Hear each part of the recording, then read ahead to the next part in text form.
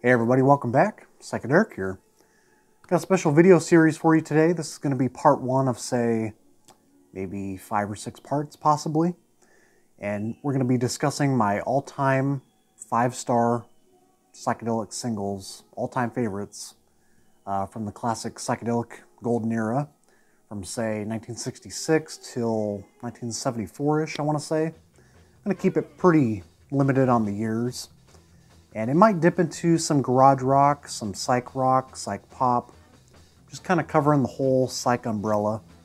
And we're going to kind of kick it off with like 4 different tracks, I want to say, throughout the different parts, just so we kind of keep it pretty tight and discuss what we need to about the 4 different singles.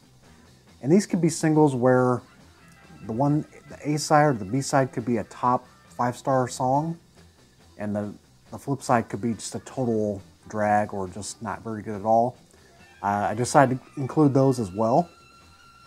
And so far I've made a list on Discogs. I got it private for now. I had it public for a while, but I might make it public after, say, 3 videos or so, if people are interested enough in the series as we go along. But so far I've compiled about, I want to say, maybe 20 to 25 different singles. And when we're talking about 5-star, I'm literally saying this is like the cream of the crop for me, just on a personal note. I don't expect it to have the same impact as these fellow watchers out here. So whoever stumbles across this video, say my subscribers or just anybody seeking out just some of the top mind-bending, mind-altering psychedelia. So yeah, without keeping you here too long, I think we're going to dive into this. Kind of keep these videos fairly short, and then I'll definitely try to place in some clips if I can. Maybe say 30 seconds long, so you guys can get a little taste of what it's like. But I definitely encourage everybody to seek these out on YouTube if you'd like, and maybe make your own playlist and have fun with it. So, and in no particular order, even though I had these listed as 1, 2, 3, 4. And these are all singles across the globe, not just US psych. This is going to be on a global scale. So we're going to start off with one here. This is one that takes me back to, say, 2016 when I discovered this one. It was on a compilation of, say, different like film soundtracks, like European film soundtracks, but also like obscure library music titles. It was like, I think the first or second track kicked off with this song, and it's just never been the same since. And the artist is the Pawn Shop with their single The Telegraph is Calling from 1971. Here's a little clip.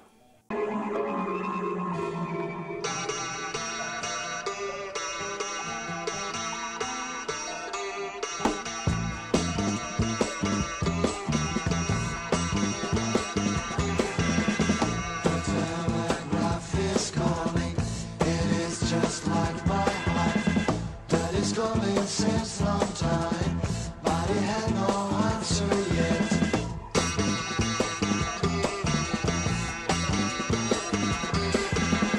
Nobody is listening my voice. Nobody is listening my play. Maybe someday somebody will listen to me.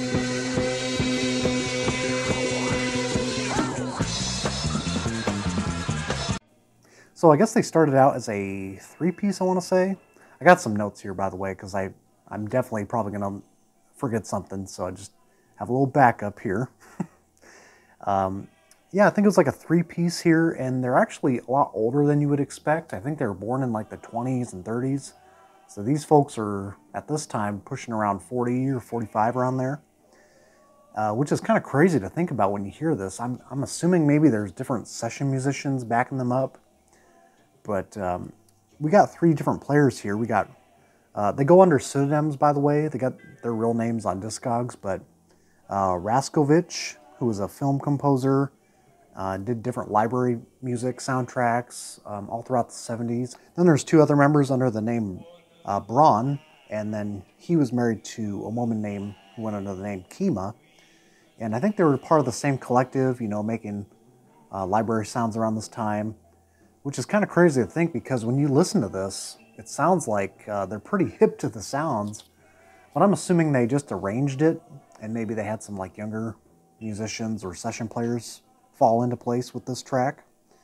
And they were based out of Italy, by the way, but they're singing in a very kind of thick English accent. At least on the first track, The Telegraph is Calling, which is the standout. I kind of described it here as kind of eerie. It's got this kind of swirling phase intro happening with some like sequenced sitar leads. And it's not your typical way of listening to the sitar where you hear it's, you know, sort of making this resonant sound. It sounds like they're actually strumming the sitar as it carries along with like a pick or something. It's totally unconventional for a sitar. Got a very upbeat kind of rhythm and just a wild fuzz break. It's a little muffled in the background on some different mixes that you hear online, but some different clips online have a little more muffled fading in the background, whereas others it's a little more upfront. Not sure what that's all about, if there's like some compression issues. It's also got these kind of wild organ leads and these different delay effects pushing through with the different verses going throughout with the vocals. It's kind of sequenced up sort of in the same track, and it's just a wild, monstrous ride, man. I mean, it only lasts like 3 minutes, but to me it was just like a big standout to me early on, and every time I listen to it, I'm just like, wow. It's kind of like one of those songs, like, to make it on the list, I just have like these verbal outbursts like, holy shit, dude, this is kind of wild, you know? And then the B-side here, it's also very good for what it is. It's kind of a different style. It kind of goes into this kind of groovy, sort of funk, psychedelic sort of way. And sounding much more like a library music kind of tune, something I would hear on like a, I don't know, kind of a low budget Italian film or something. It does work out pretty well though, but the key track, The Telegraph is Calling, with a very cool album art for the 45 by The Pawn Shop. And then we'll move on to number 2 here on the list. Turnover by Les Goths.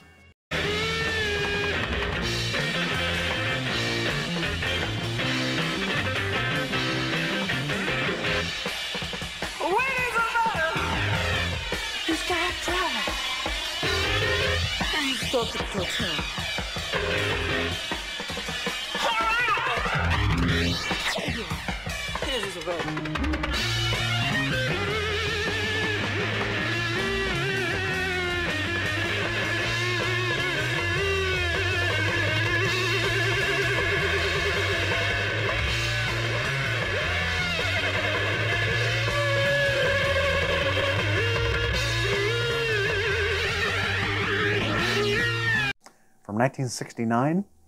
These guys were from Normandy, like around the Normandy region in France. I think they were originally formed as a 4-piece. I've seen different photos where they sort of kind of started out like any other group, like in a beat kind of scene. And then they sort of embraced the whole Jimi Hendrix aesthetic and trimmed down to a 3-piece. They were signed onto the Odeon label. And the A-side's not very good. I think it's a track called I Remember. It's kind of a dragging, kind of blues, acid rock, but it's got some freaky vocals, which definitely makes it stand out. And again, they had this very thick French accent on both tracks. And but the B-side is definitely worth checking out here. And it's the opening track on their one and only compilation that I know of, that I've definitely passed on once when I was in Chicago. It's on the Shadocks label. I'd probably pick it up down the road. It's just always been in that 50 to 100 range, and I'm just not comfortable picking it up for that. But for this one track alone, who knows? Maybe I'll get the itch someday. But yeah, this B-side, Turnover, I mean, what a name for a B-side, right? Turn it over. I describe this as like an inflated, it's got these inflated phase effects, really fast drumming. It's got this kind of breakdown similar to Jimi Hendrix's Fire, you know, the way the chorus and the verses go, you know, the do-do-do-do. You got the drumming going on. Boo-do-do-do. I mean, they were totally inspired by that track. But they take it to Acid Rock 101 once that fuzz solo kicks in. Just some insane use of the whammy bar. So the 4 tracks that I picked out for this list to start off with, it was all by accident, I swear, but somehow I picked like 3 out of 4 tracks have a lot of heavy use of the flanging, phasing effects going on. And I mean, it's not really an effect that it's not one of those studio tricks that I really care about in Psych. I mean, it's kind of cool when done right. And I think these tracks do it pretty well, but it's just the fact that it's such a natural use of them with all the heavy tubing effects and just the natural studio effects instead of something like Pro Tools or GarageBand using the phasing effects, which sound totally digital, right? But this is like the real thing. Super fat, inflated, kind of flangy effects, and it just totally works for me. And once you put the fuzz pedal in there, and you got all these different panning effects moving left and right channels, that's psychedelia to me. I mean, especially considering the time period this came out in 1969, this is just like, and for being overseas too, to catch on to what the US and UK scenes were doing, to do something like this on this scale at this time is just kind of miraculous, and just, it's amazing that in the internet age, you know, we could discover these kind of songs, and it's just made an impact on me. So it's just one of the craziest psych rock solos I've ever heard on this track, Turnover. And it also, I wrote a note here, it kind of reminded me of the US band Peace Pipe, if you guys know that record. I think that also came out on Shadows, but I don't own a copy of that. Just some of the ways the whammy bar, the use of that is just being abused on that guitar. It's insane to listen to. So this third one here, this is one that's called Where Are You Going To? With the B-side called News Report 1972 by The Hope. This came out in 1968 apparently from a couple different sources. And this is a true 5-star single for me because both sides are just what I'm looking for. And the way I found out about this single was through this book. If you guys are aware of this, this is Teen Beat Mayhem. It's got a few names that contributed to this book. It's kind of like the Acid Archives, but it's all the garage and psych related singles in one place, man. And I got the bookmark here. And it's got some cool, it's very brief descriptions of each single. And it has like a kind of different rankings as far as like the trip meter goes. A little example of what it looks like. What the main portion of it looks like. And then it's got some singles at the back of the book here, sort of like a cool little flip through. Look at all the different singles featured in here. And it's got some cool, like, it's a lot of fine print when you read it, but it's got some cool, you know, different books, like Acid Archives it mentions in here. Cream Puff War, Issues, Rebel Teen, Riot on Sunset Strip, different websites to check out. I think Mike Stax is behind a lot of this too, who has a big contribution to a lot of this stuff. And then, you know, Fun, Fame, and Fortune, Stars Before They Were Stars. I think, who was it? Beeve from Leave It to Beaver was in a band at one time. I remember that one from here. Forget the guy's name. You know who I'm talking about. But anyways, on to the single though, by the band The Hope. Where is it? Right there. Yeah, it says September of 1968. It's on the Doppler label, which was based out of Atlanta, Georgia. And it seems to be like the only psychedelic related single on that label. It's got a very cool design too on the font, on the Doppler. But don't know anything about this band. I tried looking at all different resources, and this is about as best as it could get. So that's kind of why I brought this book out to reference it. Looks like both tracks get the 4 rating, so it's not like super high on their list apparently, but I find it to be great. It gets described as mid-Anglo-esque, trebled vocal, fuzzadelic. Then the flip side gets described as fast, moody, Anglo-esque, trebled fuzz mover. Basically the same thing. But let's see how I described it here. So yeah, both tracks really have a lot of heavy tremolo in both the vocals, but also like the rhythm guitar sort of parallel with the vocals. So there's like some dual fuzz guitar action going on. One really kind of a clean tone, but then the other one's with tremolo.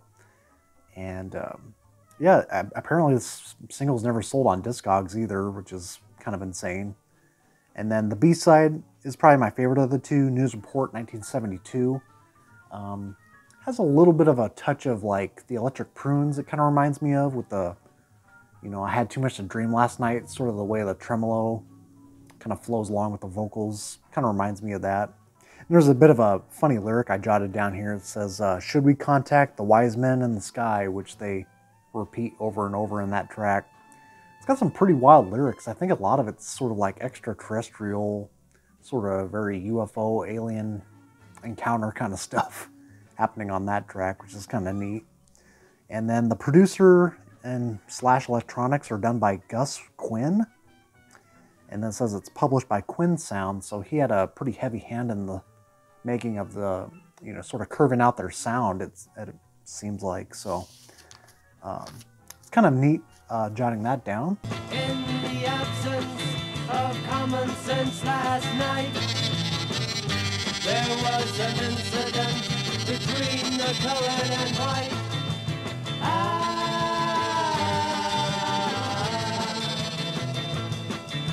Now it's time for us to decide. Should we contact the wise man in the sky? Should we contact the wise man in the sky? Should we contact the wise man in the sky?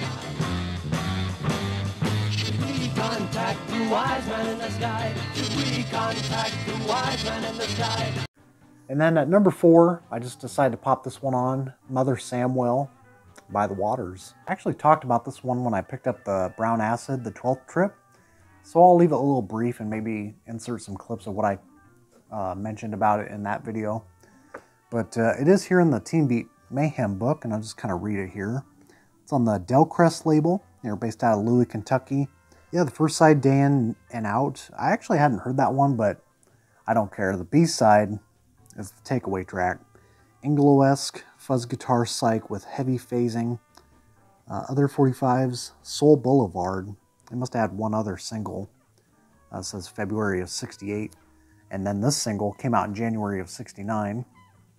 So, pretty incredible song. Beatles charisma maybe on that track, but sort of in the US kind of fashion. Sort of like, say, Lazy Smoke if they were a little more on the heavy side. But really enjoy that track.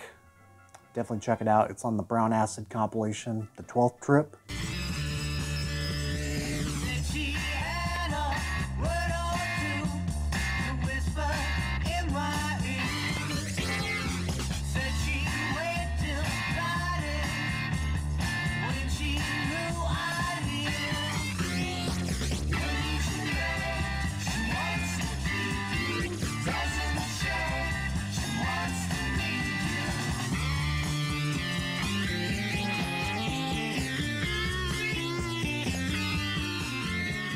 That's how brief I'm keeping it, man. We're just gonna keep rolling along with this list. I figured doing 4 tracks at a time was decent enough since I show like 4 or 5 records in that time span in 20 minutes. So I try to keep it fairly tight if possible. So let me know what you guys think of this list, and if you want me to keep going, I'm gonna go regardless. So then before I go, I was gonna share these two. These are, I'm gonna use this for the thumbnail. There are 2 different platter packs I have here. Got these from 2 different antique malls, 2 separate ones, and I got pretty good deals on them. These are the real deal. I definitely plan to pick up more if I see them. These are in pretty good shape, I would say. And yeah, I mean, I'd love to have these singles. I'd like to share them on camera, but obviously, I mean, these singles I'm talking about here go for like probably $500 and up. Which I think is insane to pay for, except for one. I did it once, but not literally. I had to trade a lot of stuff in for the Damon single. If you guys remember that, Song of a Gypsy, that I picked up either, yeah, it was last year, right? Time flies. Anyways, take care. Let me know what you think of my top 4 going down the list. I mean, if they make the 5-star rating, it doesn't really matter where they land. These are just some quintessential tracks for psychedelic. So take it with a grain of salt. You know, you don't have to agree with my list, but it's kind of fun to dig in and see what everybody's into. So take care, and we'll see you soon.